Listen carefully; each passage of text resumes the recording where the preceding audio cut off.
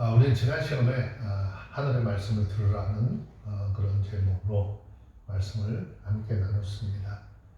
이스라엘 백성들을 향한 하나님의 마음이 어떠했었는지는 우리는 지난 시간의 말씀을 통해서 잘 알 수 있지요. 하나님은 포도원을 이렇게 아름답고 멋지게 세워서 그 포도원을 통해서 아름다운 포도가 맺기를 원했지만 그들은 하나님 앞에 들포도를 맺었다라고 했습니다. 그러면 구체적으로 이스라엘 백성들이 하나님 앞에서 맺은 들포도라고 하는 것들이 그들의 삶이 무엇인가? 오늘 본문의 말씀을 통해서 구체적으로 말씀을 하고 있는데, 오늘 우리 하나님이 원하시는 삶의 열매들이 무엇인지, 또 하나님이 원하시는 열매를 맺지 못했을 경우에 어떤 일들이 그들에게 나타나게 될지 말씀을 통해서 좀 깨닫고 우리가 신앙생활하면서 온전한 하나님의 말씀을 따라 살고자 하는 다짐이 있는 시간이 되어주시기를 주의 이름으로 부탁을 드리겠습니다. 이스라엘의 역사를 좀 살펴보면 원칙적으로 하나님께서는 이스라엘 백성들에게 토지 매매를 금지하셨어요. 그 이유는 토지는 그들의 삶의 전부였기 때문이죠. 그래서 토지를 매매하더라도 50년 주기로 돌아오는 시즌이 되면 원래 주인에게 돌려주도록 명령을 했습니다. 그런데 이스라엘 사회 속의 현실은 전혀 달랐다는 것이죠. 미가서 2장 2절을 보면 밭들을 탐하여 빼앗고 집들을 탐하여 취하니 그들이 사람과 그 집사람의 사람을 학대하였도다라고 했습니다. 정말 탐욕스러운 부자들이 하나님의 법을 어기고 가난한 사람들의 토지와 가옥을 헐값으로 사들여서 자신의 소유로 만들어버리고 하나님 앞에 범죄했었다라는 것입니다. 그리고 이런 삶을 살아온 그들의 삶의 현장, 하나님께서 이제 어떻게 하시겠다라고 말씀을 하고 있는 것이 본문의 말씀입니다.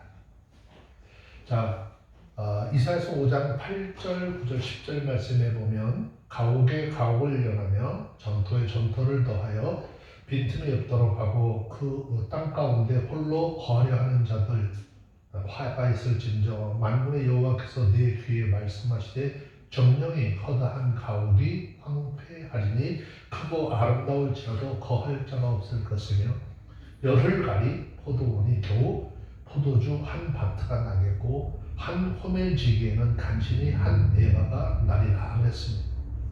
자, 이사야서 5장 9절로 10절의 말씀에서 보면은 이사야서 5장 8절에 있는 이 말하고 있는 가옥과 가옥을 연하고 전토에 전토를 더하는 자들 향한 하나님의 저주하심이 구체적인 내용을 기록을 하고 있는 것이죠.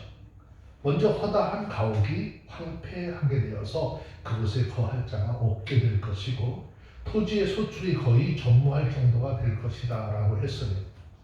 자, 5장 10절에서 말씀하고 있는 것처럼 열흘간이 포도원에 겨우 포도주 한 바트가 나고 한 호멜지기에는 간신히 한 에바가 날 것이다 라고 하였어. 여기 열흘간이 포도원은 약 500바트의 포도주를 생산할 수 있는 땅을 이야기합니다. 그러므로 열흘간이 포도원에 겨우 한 바트가 생산이 된다라고 하는 것은 그 땅의 소출이 500분의 1로 줄게 될 것이다 라는 말씀입니다. 또 한 호멜은 10에바에 해당하는 분량인데 성경에서 종종 풍년을 이야기할 때 100배의 소출로 이야기합니다. 자, 그러면 이런 것을 감안할 때 한 호멜에서 한 에바가 난다라고 하는 것은 단순히 숫자적인 개념으로 10분의 1을 얻었다라고 하는 것이 아니라 풍년의 기준으로 보면 1000분의 1로 줄어들었다라는 것을 이야기하는 것인데, 이것은 점층법을 사용한 표현으로서 하나님의 계명을 거슬러 정말로 탐욕을 추구하는 자들이 얼마나 그 삶의 허망한 결말을 맞이하게 될 것인가를 분명하게 나타내고 있는 말씀입니다. 이 당시 유다 사회는요, 힘 있는 자들이 자신의 소유를 늘려가기 위해서 수단과 방법을 가리지 않고 또 그로 인해서 더 많은 것들을 거둬들일 수 있을 것이라고 생각을 해서 많은 사람들의 것을 빼앗고 착취했다는 것이죠. 그러나 하나님은 그들을 징계하시고 그들의 생각과는 전혀 다른 결과를 얻게 하실 것이다 라는 것입니다. 여러분 한번 생각해 보시기 바랍니다. 그들이 아무리 밭을 갈고 씨를 뿌려도 하나님이 비를 내리지 아니하고 온갖 재앙으로 치신다면 그들이 거둬들일 수 있는 것은 무엇일까라는 것입니다. 그들은 그야말로 아무런 유익이 없는 몸부림만으로 거듭하고 타인만이 아니라 자기 스스로에게도 권고하고 비참한 삶을 만들어갈 뿐이다라는 것이죠. 이들이 거둘 열매라고는 스짓은 죄악의 열매를 제외하고는 아무것도 없다라는 것입니다. 이와 같은 사실은 오늘 우리가 진정으로 얻고자 할 것을 추구해야 할 것이 무엇인지 잘 보여주고 있는 말씀이죠. 그것은 많은 물질, 많은 토지, 많은 소유가 아닙니다. 생각해 보시죠. 아무리 많은 토지를 소유하고 있다 할지라도 하나님과 상관이 없이 삶으로 저주를 받아서 매년 가뭄과 홍수에 시달려 흉년을 당하는 그런 사람, 또 반대로 비록 가진 것은 적었지만 적은 토지를 소유하고 있지만 하나님과 동행하면서 매년 그 땅에서 풍성한 소출을 누리는 자가 있다면 과연 진정한 부자는 누구일까라는 것입니다. 당연히 전자가 아닌 후자일 것이죠. 그러므로 가장 먼저 얻어야 할 것, 그것은 다름이 아닌 하나님이 함께 하심, 하나님이 도우시는 것입니다. 우리의 삶은 하나님과 함께 할 때 비로소 의미 있는 것이 되는 것이고 하나님의 도우심을 얻고자 될 때 과연 우리 모든 것 역시도 참 의미가 있게 되는 것입니다. 저와 여러분들은 이 하나님의 말씀 앞에 정작 어떤 삶을 살고 있습니까? 가치 있는 삶, 의미 있는 삶을 살고 있습니까? 아니면 혹 하나님 없이 살아가며 하나님과 무관한 궁리를 하고 그것을 이루고자 하며 수고하고 있지는 않느냐라는 것입니다. 기억하십시오. 그러한 모든 노력으로 인해서 여러분들이 아무리 많은 것을 얻고 아무리 높은 자리에 오른다 해도 하나님이 함께하지 않는다라고 한다면 궁극적으로 그 모든 것은 무가치하게 될 것입니다. 또 그것을 이루고자 하는 모든 수고는 모두가 허공을 치는 것과 같은 어리석은 몸부림에 지나지 않는다는 것입니다. 무엇을 이루고자 하든지 무엇을 얻고자 한다라고 한다면 먼저 하나님이 나의 삶에 동행해 주시기를 기도하는 그런 은혜가 있어지기를 바랍니다. 어떻게 기도할까? 성경은 시편 39편 6절 7절에서 말씀하죠. 진실로 각 사람은 그림자같이 다니고 헛된 일에 분용하며 재물을 쌓으나 누가 취하려는지는 알지 못하니 주여 내가 무엇을 바라리요? 나의 소망은 주께 있나이다 라고 했습니다. 하나님께서 함께 하시고 하나님의 도움을 얻을 수 있는 것을 추구하며 살아가는 하나님의 사람들이 되시길 바랍니다. 그것만이 참으로 가치 있고 의미 있는 삶이라는 것을 명심하시기를 주의 이름으로 축원합니다. 두 번째, 하나님을 바로 아는 자는 결코 이웃을 압제하거나 이웃을 힘들고 고통에 빠뜨릴 수 없다라는 것입니다. 11절의 말씀을 보십시오. 아침에 일찍 일어나 독주를 따라가며 밤에 깊도록 머물러 포도주에 취하는 그들은 화 있을진저 그랬습니다. 이 말씀은 얻는 사람들, 연약한 자들에게 포악을 행하는 자들에 대한 두 번째 저주가 선포되고 있는데 이 말씀은 가난하고 소외된 사람들에게 포악을 행하는 자들이 아침부터 밤까지 술 마시고 육체적인 쾌락을 탐닉하고 살았다는 것을 고발하는 내용입니다. 자, 이에 더하여서 이사야서 5장 12절 말씀을 보시면 각양의 악기를 동원해서 연회를 베풀고 쾌락에 탐닉하며 살았다고 했습니다.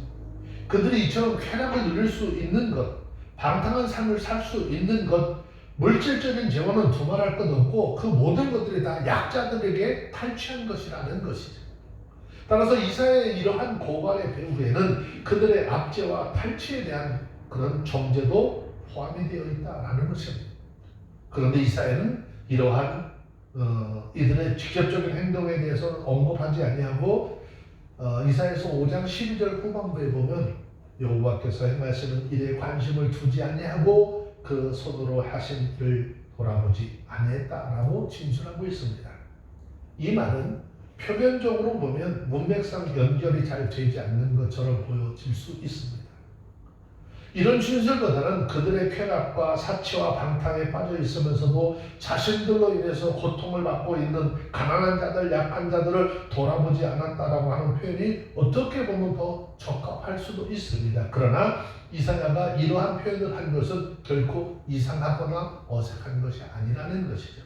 그 이유는 하나님이 행하시는 일, 그 손이 행하신 일이라고 하는 것, 이 일은 어떤 일일까요? 압제받고 고통받는 약한 자들의 현실과 결코 무관한 일이 아니기 때문이죠.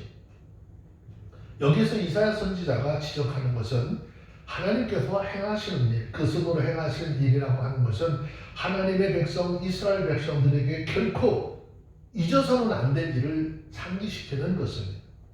바로 출애굽 사건을 유시해서 여호와의 구원의 역사, 그리고 지금도 하나님이 그들 가운데 이루고자 하는 일들을 통틀어 이야기하는 것입니다. 출애굽의 역사를 통해서 보면 하나님은 언약의 근거에서 압제받는 그들을 어떻게 해요? 압제하는 자들로부터 구원하신 분으로 계시를 하셨습니다. 또 그와 같은 일들을 하나님의 백성 가운데 지속적으로 이루시고 계시고 앞으로도 그렇게 계속 이루어 나가실 것입니다. 이것을 아는 사람들, 이것을 아는 자들, 이것을 상기하는 자들은 결코 이웃에 대해서 그렇게 악행을 행할 수 없다라는 것입니다. 약한 자들을 압제하고 그것을 탈취하는 짐승만도 못한 그런 짓을 저지르지 않을 것이라고 하는 것입니다. 만일 이런 하나님의 은혜를 알고도 그렇게 하는 자가 있다면 과거 이스라엘을 압제하던 강한 자, 애국을 심판하기 위해서 불현히 일어서신 그 하나님께서 포악을 일삼는 자들을 심판하실 것이다 라는 것입니다.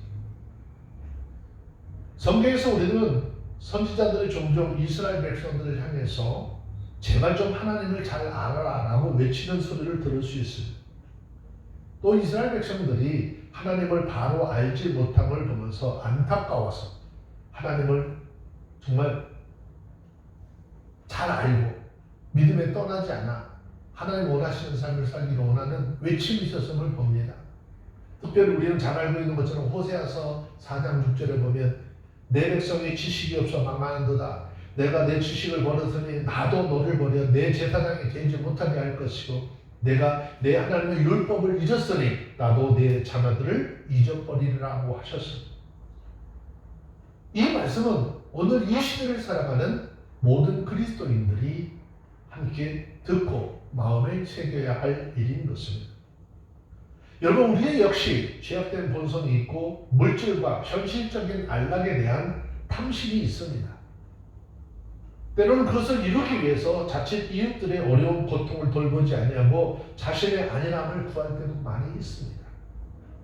사실 이것이 현실적으로 우리의 삶에 유익한 것으로 보일 때도 있습니다. 그러나 하나님이 어떤 분인지를 아는 사람, 하나님이 무엇을 행하시는 분인지 아는 사람은 결코 죄악되고 탐욕스러운 본성대로 살아갈 수 없는 것입니다. 그것은 이웃을 외면하고 약한 자들을 무시하고 이전에 하나님께서 행하신 그 행사를 정면으로 거스르는 것이고 하나님을 대적하는 것이기 때문입니다. 하나님이 어떤 분인지 올바로 알게 되시길 바랍니다. 하나님께서 우리 가운데 이루고자 하시는 일, 의도하시는 일을 분별할 수 있는 모두가 되어주시길 바랍니다. 그럴 때 우리 육신의 소욕을 제어하고 파멸의 자리에 스스로 몰아넣는 어리석기 짝이 없는 이 탐욕적인 삶에서 벗어날 수 있게 되는 것입니다. 이렇게 해서 곧 자기 자신만을 위하는 이기적이고 추악한 삶이 아닌 하나님을 위한 삶, 약한 자, 고통받는 자, 버려진 자들을 위하는 선하고 고결한 삶을 살아가면서 하나님의 은혜를 덧입어 살아가는 우리의 모든 삶의 현장들이 되어지기를 주의 이름으로 부탁을 드리겠습니다. 특별히 하나님의 구원을 얻은 자는 날마다 삶 속에서 하나님이 우리에게 베푼 은혜를 기억하고 찬양을 하는 것이 마땅한 것이겠죠. 자, 그런데 12절 보니까 그들은 연회에서 수금과 비파와 소고와 또 저와 포도주를 갖추었어요. 또 여호와의 행하심을 관심치 않냐면 그 손으로 행하신 일을 생각지 않았다 그랬습니다. 이 말은 이 당시 유다 사회에 힘이 있고 부유한 자들이 각종 악기를 다 동원해서 주연을 베풀고 자신들만의 즐거움을 살았다라는 것입니다. 문제는 그들이 악기로 자신들의 만족함을 추구했다라고 하는 것이 아닙니다. 문제는 그들이 그런 삶을 살면서 여호와의 행하심을 관심치 아니하며 그 손으로 행하신 일을 생각하지 아니하였다라는 것입니다. 여호와의 행하심이나 그 손으로 행하신 일은 앞에서 잠깐 설명을 드렸던 것처럼 출애굽을 위시한 광야 생활 속에 또 그들이 가나안 땅에 들어가서 삶을 사는 동안에 하나님께서 그들에게 베푸신 은혜로우심과 공의로우심, 신실하심을 반영한 모든 역사적인 사건들을 이야기합니다. 이러한 일들을 경험한 그들은 현재 자신들을 있게 하신 하나님의 은혜와 행사 기억하여 자신들의 기분, 자신들의 어떤 즐거움을 위하기보다는 먼저 하나님을 찬양하는 것이 마땅해야 했습니다. 그러나 그들은 이러한 하나님의 행사에 대해서 관심이 없었고 오직 자신들의 즐거움과 여흥에만 관심이 있었습니다. 우리가 기억해야 될 것은 우리 삶 속에 무엇인가 기쁜 일이 있고 즐거운 일이 있다라고 한다면 그 날이 있게 하신 하나님 앞에 먼저 영광을 돌리고 우리 하나님 앞에 감사하는 그런 삶이 되어야 할 줄로 믿습니다. 성경은 마태복음 25장 45절에 보면 임금이 대답하여 가라사대 내가 진실로 너희에게 이르노니 이 지극히 작은 자 하나에게 한 것이 곧 내게 한 것이라 라는 말씀도 하셨고 또 반대로 그렇게 하지 아니한 것이 내게 하지 아니한 것이라는 말씀도 하셨습니다. 세상의 모든 사람들 자기 자신의 행복과 만족을 추구하는 삶을 살아가고 있습니다. 자신들의 삶에 좀 더 나은 행복과 큰 만족을 얻고자 노력하며 살아갑니다. 하지만 결코 이런 삶이 잘못이라고는 할 수 없고 또 지극히 자연스러운 것이라고 할 수 있겠지요. 그러나 사람이 자신의 행복과 자신의 만족만을 추구하는 것, 자기만의 행복, 자기만의 만족을 추구하는 것 다른 것입니다. 사람이 자신의 본분을 망각한 것이고 스스로 진정한 삶의 의미와 이유, 목적에서 좀 멀어지는 허탄한 행복을 추구하는 것일 수밖에 없습니다. 우리는 세상을 사는데 나를 위해서 사는 것이 아니고 나만의 행복만을 위해서 사는 것이 아니라 우리라고 하는 사회의 공동체 또 주변의 공동체를 함께 젖어 살아가는 그런 복된 삶이 되어야 하는 것이죠. 우리가 왜 하나님을 영화롭게 해야 될 것인가? 웨스터민스터 신앙고백서에 보면 사람이 죄일 되는 목적이 무엇이냐라고 하는데 하나님을 영화롭게 하는 것과 영원히 즐거워하는 것이다라고 명시하고 있습니다. 우리 모두가 하나님 앞에 한 인간으로서 이러한 본분을 좀 잊지 않고 내 삶을 통해서 하나님을 영화롭게 하고 하나님의 영광을 선포하며 살아가는 우리 모두가 되어주시기를 주의 이름으로 축원합니다. 5장 13절 말씀을 통해서 하나님을 바로 알지 못한 결과는 곧 죽음과 파멸에 이를 수 있다는 것을 설명하고 있습니다. 자, 13절에 있는 말씀을 보시면 이러므로 나의 백성이 무지함을 인하여 사로잡힐 것이요 그 귀한 자는 줄일 것이요 무리는 목마를 것이라 라고 했습니다. 여기서 말하는 나의 백성이라 라고 하는 것은 물론 유다 사람들을 지칭하는 것이겠죠. 유다가 사로잡힌다라고 하는 것은 유다 사람이 이방 나라에 포로로 끌려가게 될 것을 염두에 둔 표현입니다. 결국 유다가 망하게 될 것이라는 것이죠. 그런데 여기서 우리의 눈길을 끄는 것은 그들의 사로잡힘이 곧 유다가 멸망을 당하는 원인이 된다는 것인데 멸망당함의 원인이 하나님을 모르는 그들의 무지함이 있다라는 것입니다.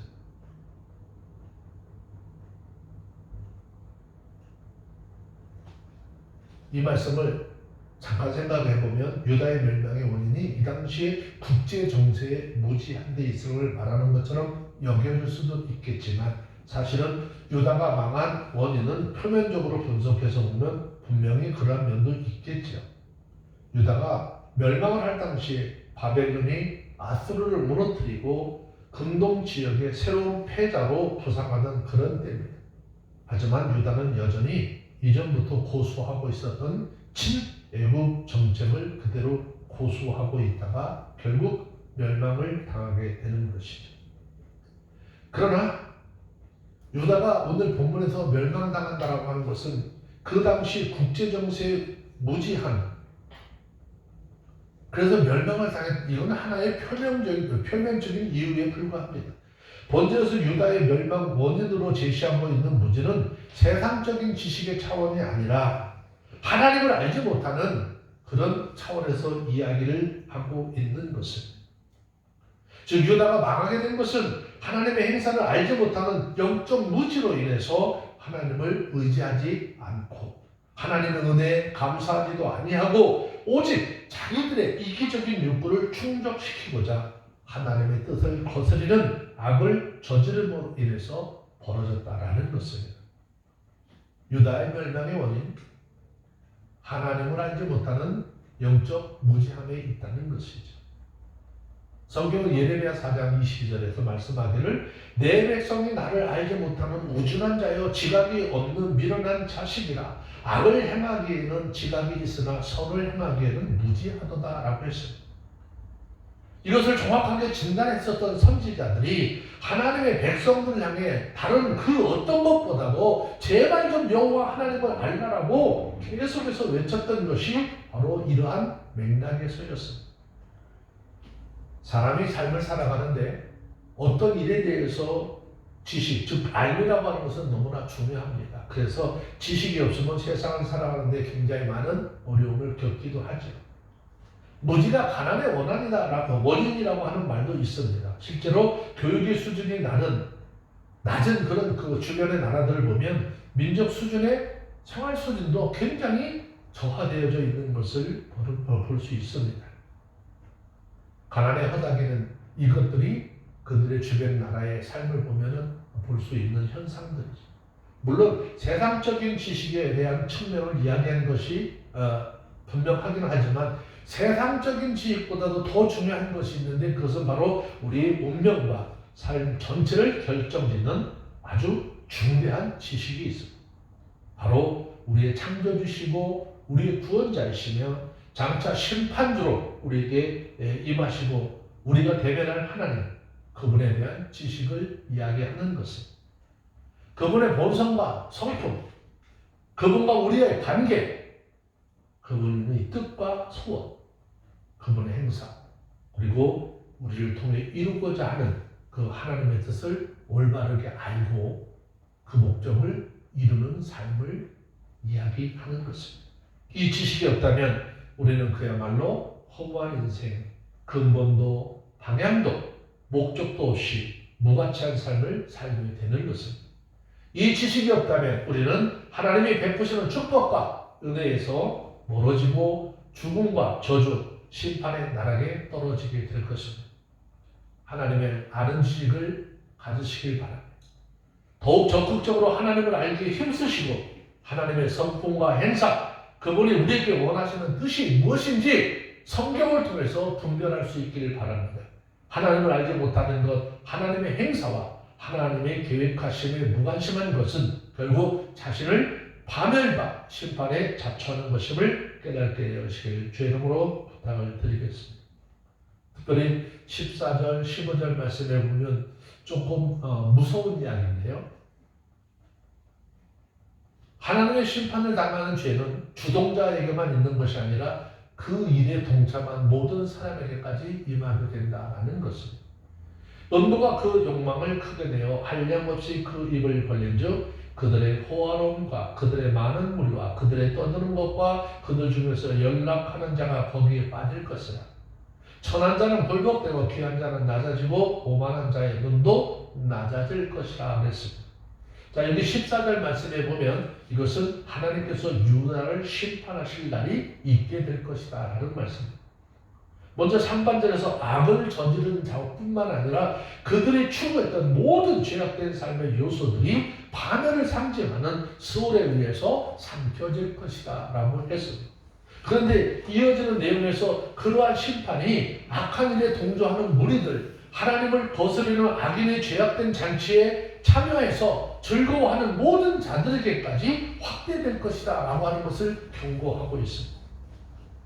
이러한 내용은 심판과 관련된 중요한 진리를 말하는 것인데, 그것은 단지 악을 저지른 자만 아니라 그 악에 동조한 자들까지 하나님의 심판이 임하게 될 것이다 라는 것입니다. 여러분, 결코 이 말은 새삼스러운 거 아니에요. 민수기 16장 보면 실례로 이스라엘 백성들이 출애굽하여서 광야 생활을 할 당시에 당을 지어서 모세와 아론을 데려간 보라와 나단 일당들이 있어요. 또 아비람이라고 하는 사람, 이 사람들의 비참한 결말을 통해서 볼 수 있죠. 이들은 당시 하나님께서 택하신 지도자인 모세와 아론이 이스라엘 백성들을 이끄는 것을 마땅치 않게 여겨서 대적하게 됩니다. 그리고 그들 못지않게 자신도 얼마든지 이스라엘의 지도자가 될 수 있다라고 주장을 했습니다.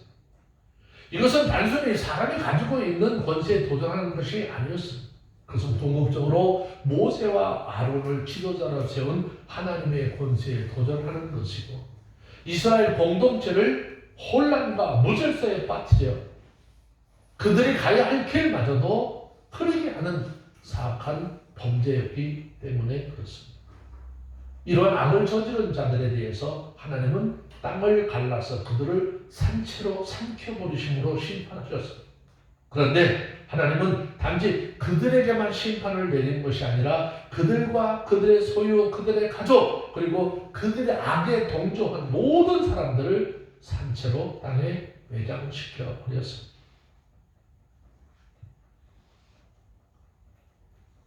이러한 사실들이 우리에게 전하는 메시지가 있는데 아주 강력한 메시지. 그것은 우리 죄에 대한 단호한 단절이 우리의 삶 속에 있어야 된다는 것입니다. 하나님의 심판은 악을 주도적으로 저지르는 자만이 아니라 그 악에 동조하고 악한 일의 열매를 탐하는 자들에게까지 내려질 것이다 라고 하는 것이죠. 그래서 성경은 데살로니가전서 5장 22절에 우리에게 말씀하는 것이 뭐예요? 너희는 악을 모든 모양이라도 버리라 라고 하였습니다. 우리는 이 말씀의 가르침을 마음에 새기고 살면서 하나님이 보셨을 때 불의와 부정, 거짓 등 죄악과 관련된 그 어떤 것과도 타협하지 않고 온전한 믿음의 삶을 살아가는 모두가 되어주시기를 주의 이름으로 축원합니다. 시편 23편 4절 5절 말씀에 보면 예수 그리스도의 은혜로 구원받은 거룩한 하나님의 사람들, 삶을 사는 동안에 악인의 길을 쫓지 않고 죄인들의 길 오만한 자리에 앉지 않겠다라고 이야기합니다. 이것은 결국 그런 모든 자들이 아무리 좋은 조건을 주더라도 거부하는 것이죠. 오직 하나님의 말씀에 순종함으로 믿음의 길을 걸어가는 하나님의 사람들이 되겠다라고 하는 외침입니다. 왜?